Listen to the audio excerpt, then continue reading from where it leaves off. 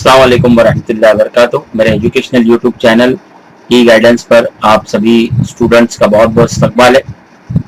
जी हाँ स्टूडेंट्स, हम लोग कल से हमने सिलसिला शुरू किया मराठी के सेतु अभ्यासक्रम मतलब ब्रिज कोर्स का, और हम लोग अल्टरनेट डेज मतलब एक दिन हिंदी के लिए और एक दिन मराठी के लिए, क्योंकि आपने देखा होगा जो ब्रिज कोर्स है 22 दिन हिंदी के लिए मुख्तस किए गए हैं और 23 दिन जो है वो मराठी के लिए मुख्तस किए गए। तो 45 दिन दोनों मिलाकर हमको, चूंकि हमारा कंपोजिट कोर्स है तो दोनों मिलाकर हमको पूरा करना है।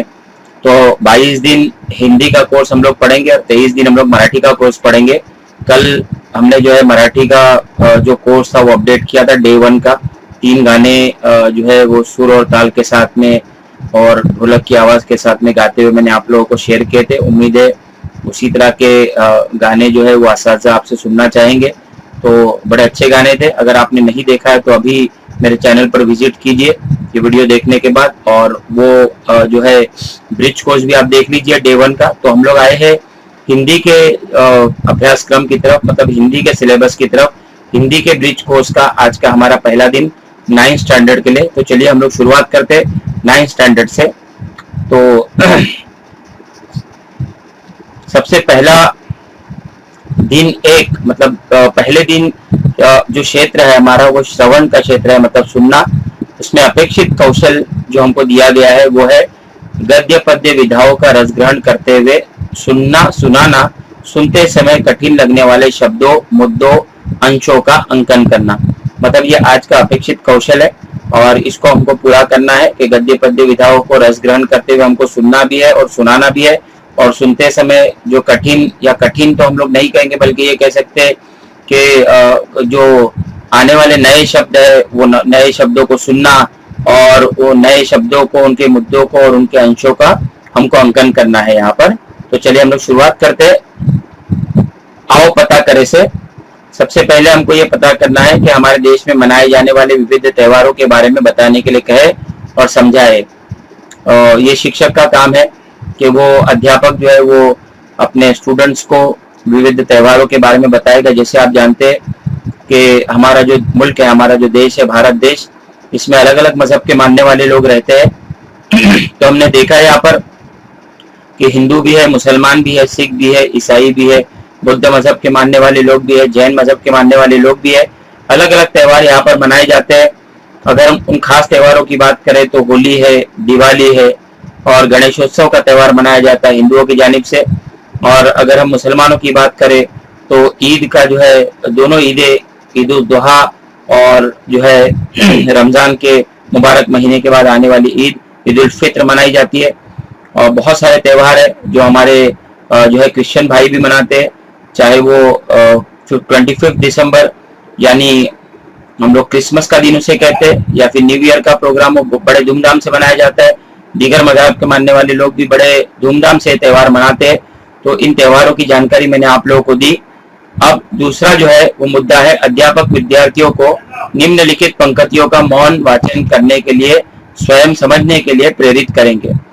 अब ये निम्नलिखित पंक्तियां है जो हम कक्षा 8वीं में पढ़ चुके हैं और कक्षा 8 की ये पंक्तियां हमको दोबारा यहाँ पर पढ़नी है।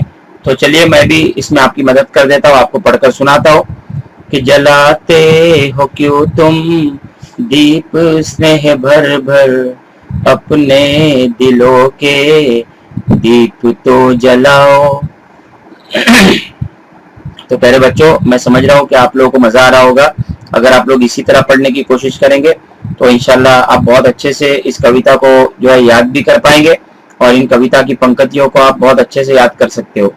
कि जलाते हो क्यों तुम दीप स्नेह भर भर, अपने दिलों के दीप तो जलाओ। सजाते हो तुम सब उजालों से घर, क्यों अंधेरे हृदय में उजाला तो लाओ।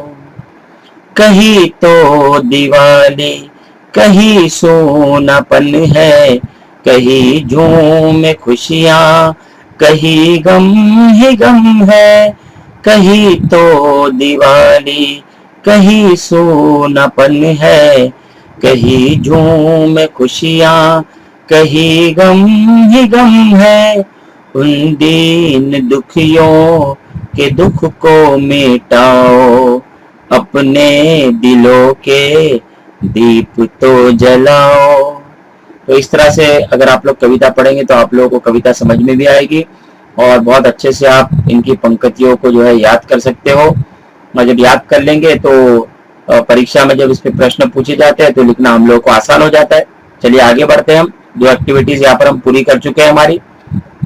आगे की एक्टिविटी है आओ सक्षम बने। तो हमको क्या बनना है? सक्षम बनना है। तो यहाँ पर है अध्यापक विद्यार्थियों से संवाद करते हुए 7 सुरों के संबंध में उनके ज्ञान को परखेंगे, उनका ज्ञान बढ़ाएंगे और उनके प्रिय गायक का नाम पूछेंगे। अब 7 सुरों के बारे में शायद आप जानते होंगे। 7 सुर आप ये देख सकते हैं, यहाँ पर एक हारमोनियम है और हारमोनियम में 7 सुर लिखे हुए आप लोगों को नजर आ रहे होंगे। यहाँ पर मैं मार्क करता हुआ चलता हूँ, सा रे ग म प ध नी और ये आखिर में फिर सा। तो ये 7 सुर है, सा रे ग म प ध नी तक। और अगर इनका सीक्वेंस हम देखेंगे तो ये कुछ इस तरह से अपना साउंड करते हैं कि सा रे ग म प ध नी। तो नी सबसे ऊपर होता है, सा बिल्कुल नीचे होता है। और अगर उल्टा अगर हम आएंगे नी दा प म ग रे सा, इस तरह से साउंड करते हैं। तो 7 सुरों के बारे में मैंने आप लोगों को जानकारी दी। ये 7 सुर कौन से आप देख सकते हैं आपके सामने स्क्रीन पर, सा रे ग म प ध नी। ये 7 सुर आपको सामने नजर आ रहे हैं। आगे बढ़ते हैं हम। अगली एक्टिविटी आओ सक्षम बने में अध्यापक विद्यार्थियों से संवाद करते हुए 7 सुरों के बारे में। अब 7 सुरों के बारे में तो मैंने आप लोगों को बताया, लेकिन अब बारी है प्रिय गायक की। तो आपको यहाँ पर एक तस्वीर नजर आ रही होगी, आप देख सकते हैं बहुत मशहूर गायक है। क्या आप इनका नाम जानते हो? जी हाँ, जिन्होंने दिल में अपने ये सोच लिया कि ये मशहूर गायक, मशहूर ग्लोकार मोहम्मद रफी साहब है, तो वो बिल्कुल उनका जवाब दुरुस्त है। ये है मोहम्मद रफी साहब, जिन्होंने कई सारे गाने गाए। ये जो है लता मंगेशकर, जो बहुत ही मशहूर गायिका है, उन्हीं के साथ साथ में ये किशोर कुमार, अपने जमाने के तीनों बड़े ही मशहूर सिंगर, जिनकी तस्वीरें मैंने आप लोगों के सामने शेयर की। अब अगर हम आज के युग की बात करें, आज के जमाने की बात करें, तो आज के जमाने में आपको क्या लगता है कौन है आपका मशहूर सिंगर? मैं कुछ नाम बताता हूँ, चलिए, हो सकता है इनमें से कोई हो। आपके मशहूर सिंगर शान हो सकते हैं, अरिजीत सिंह हो सकते हैं, मीका सिंह हो सकते हैं, आतिफ असलम जिनका ताल्लुक हमारे पड़ोस के मुल्क से, राहत फतेह अली खान, श्रेया घोषाल और नेहा कक्कर जैसी ये गायिका है। और गायक भी जिनके नाम मैंने आप लोगों को सुनाए ये हो सकते हैं। तो आपके फेवरेट जो गायक है उनका नाम आप लोगों को जो है अपने आओ सक्षम बने में दूसरे पार्ट में जरूर लिखना है। तो जो भी आपके मशहूर गायक हो आप उनका नाम जरूर लिखेंगे। आगे बढ़ते हैं हम अगली एक्टिविटी की तरफ, आओ अभ्यास करें। आओ अभ्यास करें में हमको क्या करना है कि नए शब्द हमको दिए गए, ये नए शब्द हमको 2 बार लिखने हैं। जैसे पहला नया शब्द है स्नेह, तो एक मर्तबा हमने लिखा स्नेह, बिल्कुल जैसे लिखा है वैसे ही। फिर दूसरी मर्तबा हमने जैसे लिखा है वैसे ही, फिर दूसरी मर्तबा लिखा स्नेह, तो 2 मर्तबा हमने लिखा। अगला प्रश्न है हमारा दिन दुखियों, इसको लिखना है हमको, हमने लिखा दिन दुखियों, फिर और एक मर्तबा दिन दुखियों। तो इस तरह से ये एक्टिविटी यहाँ पर पूरी हो जाएगी। इसके आगे की एक्टिविटी की तरफ हम लोग चलते हैं। कृति पूर्ण कीजिए। कविता में आए दिवाली से संबंधित 2 शब्द। तो दिवाली से संबंधित मतलब जिनका संबंध जो है वो दिवाली इस त्योहार से हो, ऐसे कौन से 2 शब्द है?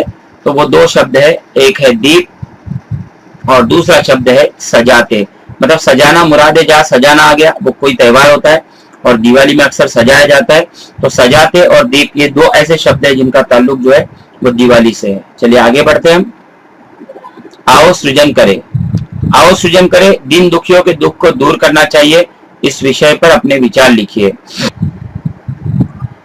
तो हमें दिन दुखियों के दुख को दूर करना चाहिए, इस पर अपने विचार लिखने हैं। चलिए देखते हैं कि दिन दुखियों की सच्ची सेवा ही भगवान की सच्ची सेवा है।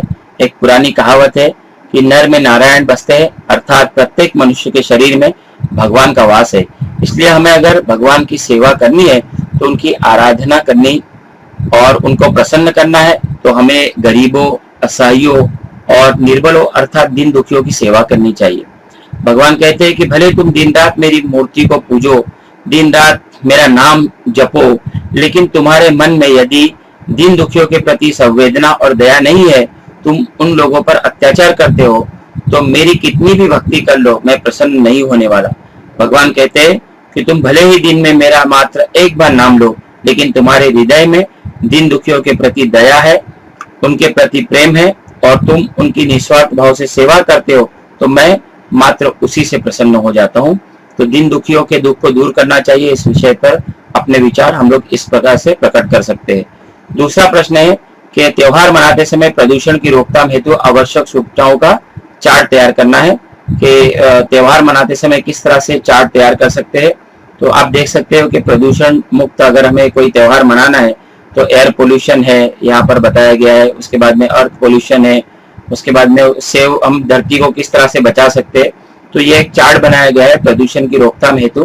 तो इस तरह का चार्ट आप लोग भी जो है अपनी क्लास में, अपनी कक्षा में बनाकर, या इस तरह का चार्ट या इससे रिलेटेड कुछ चार्ट और अच्छे अच्छे चार्ट आप लोग बना सकते हो।